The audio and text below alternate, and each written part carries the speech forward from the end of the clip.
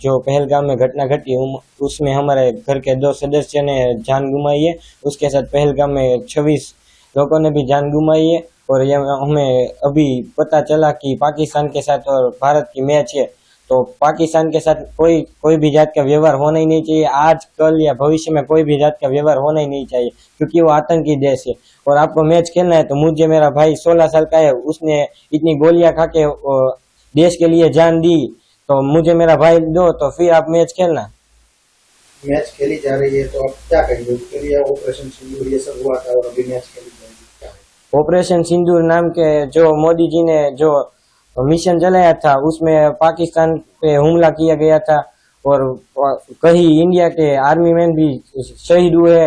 तो ये अब मैच खेलने जा रहे हैं, तो वो तो पाकिस्तान के साथ जो हमला किया था ऑपरेशन सिंधु नाम का, वो तो व्यर्थ ही गया होगा।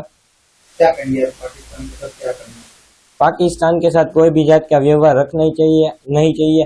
आजकल या भविष्य में किसी भी जात का व्यवहार होना ही नहीं चाहिए, चाहे फिर या गेम ही क्यों ना हो, कोई भी जात का व्यवहार होना ही नहीं चाहिए पाकिस्तान के साथ।